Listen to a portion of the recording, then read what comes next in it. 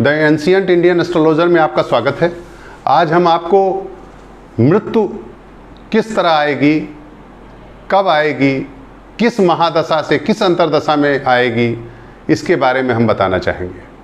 आपके लिए हम आसान से आसान तरीका खोज लिए हैं। हम प्रयास करते हैं कि आपको जितनी आसानी से समझा सकें। प्रायः जैमिनी मत से आयु का निर्धारण किया जाता है, जिसमें कि स्थिर और द्विस्वभाव, दीर्घायु, अल्पायु, मध्यायु, इस तरह से विचार किया जाता है। लेकिन मृत्यु के लिए आवश्यक नहीं है कि वही कंडीशन लागू हो। इसमें यह भी स्थिति हो सकती है कि कौन सी दशा चल रही है। द्वितीय प्रधान मारक है, सप्तमेश सहायक मारक है, अष्टमेश और द्वादशेश भी मारकत्व रखते हैं। अब इसमें प्रश्न यह है, ये देखना है कि कौन सा ग्रह कितना मारकत्व रखता है। ये आप सभी जानते हैं कि शनि सबसे प्रबल मारक होता है। इसलिए जैमिनी ने अपने आयु के योग को देते समय शनि का विशेष ध्यान रखा है। इस प्रकार आइए, मौत का एक दिन तो मुअय्यन है, नींद क्यों रात भर नहीं आती।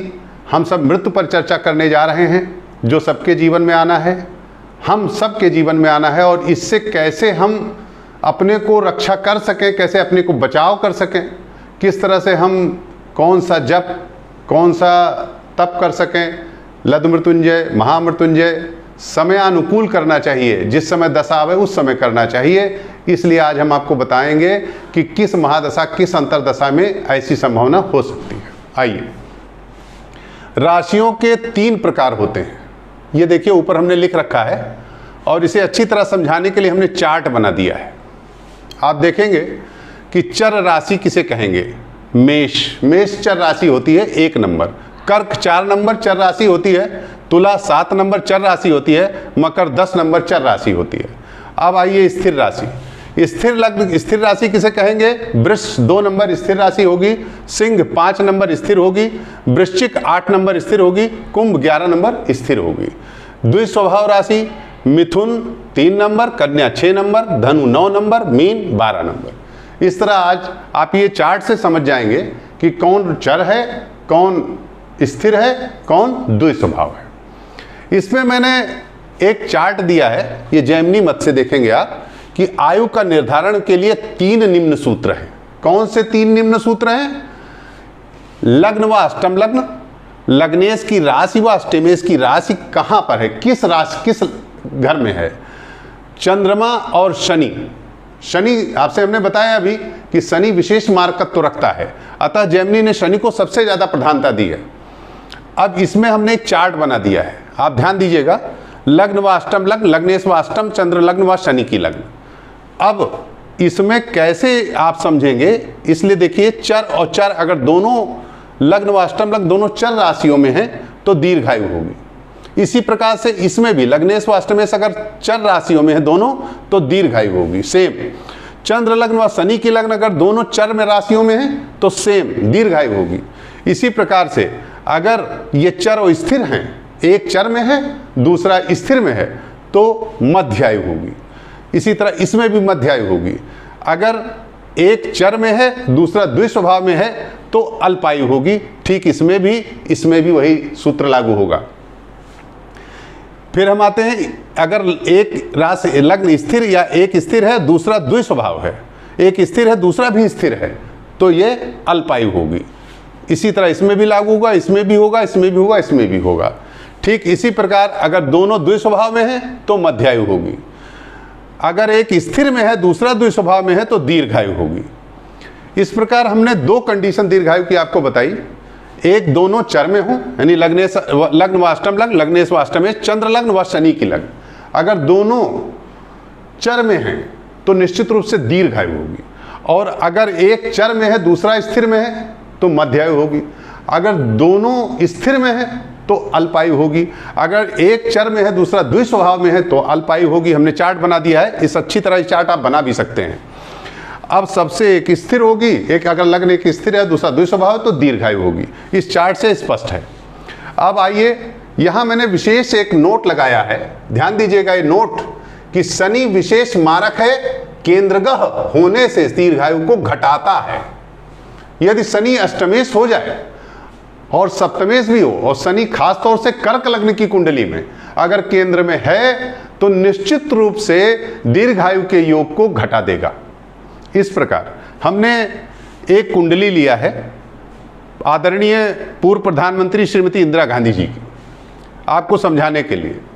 इनकी कर्क लग्न है जिसमें लग्न में शनि बैठा है। अब यहां देखिए शनि अष्टमेश हो रहा है, अष्टमेश होकर के शनि में प्रतिबंध लग जाता है, ये जो हमने आपको बताया है। ऐसा लोग बताते हैं जनरल, और तीनों की औसत निकाल के आयु बताते हैं। हम आज आपको बताएंगे कि ग्रहों का भी प्रभाव है, महादशा का भी प्रभाव है, अंतरदशा का भी प्रभाव है। ठीक उसी प्रकार लग्न में शनि है, चंद्रमा सप्तम में है, अतः इन दोनों में दोनों कंडीशन लागू होगी, यानी लग्नेश और अष्टमेश की भी, और चंद्र लग्न और शनि लग्न की भी। अब इन दोनों से क्या हुआ, दीर्घायु हो गई। और इनकी जो सबसे पहली बात है कि इनका लग्नेश लग्न क्या है, चर लग्न है, और अष्टम लग्न क्या है, स्थिर लग्न है। अतः इस प्रकार चर और स्थिर से देखिए मैंने बनाया है, इनका चर और स्थिर से इनकी मध्यायु हुई। ये देखिए लग्न चर है, अष्टम लग्न स्थिर है, तो ये मध्यायु हुई 66 साल। ध्यान दीजिएगा, लग्नेश चंद्रमा है, अष्टमेश शनि है, दोनों चर में है, अर्थात दीर्घायु हुई। परंतु शनि से लग्नस्थ होने से आयु घट जाएगी। दीर्घायु 90 है, परंतु शनि से 70 कही जाएगी। चंद्र लग्न शनि लग्न 70। इस प्रकार से हमारे तीनों गणनाओं में 70, 70 और 66, मैंने तीनों की का औसत निकाला, 206 आया, 3 से भाग किया, 3 से भाग करने पर 68 आया, 68। इस तरह से आप ये देखिए कि इनकी एक मोटा मोटी आयु 68 आ रही है। अब उस समय ये भी देखना है कि 1 वर्ष पहले 1 वर्ष बाद कोई मारक दशा तो नहीं आ रही है। ध्यान दीजिएगा, 26 जून 1984 से इनकी शनि की महादशा में राहु की अंतर्दशा प्रारंभ हो गई, और राहु केतु के नक्षत्र में है। केतु के नक्षत्र में होने से राहु द्वादश का भी फल देने लगेगा, यानी अर्थात द्वादश का भी कारक बन जाएगा। अब जब द्वादश का एक कारक बन गया तो द्वादश स्थान शरीर छूटने का स्थान भी कहा जाता है। मैंने यहां लिखा है कि व्यभाव शरीर छूटने के स्थान का रिप्रेजेंटेशन कर रहा है। इस तरह से जब इनकी शनि में राहु की दशा चली तो इनका 26 जून 84 को चली, और इनकी मृत्यु 30 अक्टूबर 1984 को होती है, जब इनकी शनि की महादशा में राहु की अंदर दशा चल रही थी। ऐसी दशा में और प्रत्यंतर भी राहु का ही था।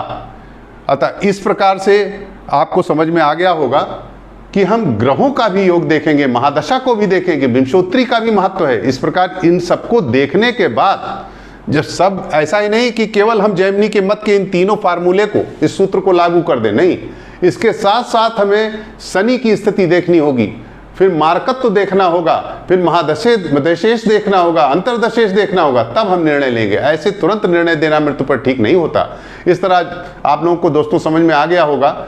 अगर कोई आप लोगों का इसके संबंध में, अपने स्वास्थ्य के संबंध में, मृत्यु के संबंध में, या कोई बीमारी के संबंध में कोई भी क्वेरी हो, तो हमें आप इस चैनल पर संपर्क कर सकते हैं। हमारा फ़ोन नंबर रहेगा, आप हमसे बात कर सकते हैं। इसी तरह मेरा रिक्वेस्ट है कि आप हमारे चैनल को सब्सक्राइब करें, और अगर अच्छा लगा हो और मुझे अगर आप प्रोत्साहित करना चाहते हैं और भी सूचनाएं हमसे चाहते हैं, अगले एपिसोड में हम आपको इस बारे में बताएंगे कि मृत्यु कब होगी, कहाँ होगी, और किस रोग और किस प्रकार से होगी। इसके लिए अगला एपिसोड लेकर आऊँगा। कृपया हमारे चैनल को सब्सक्राइब करना ना भूलें।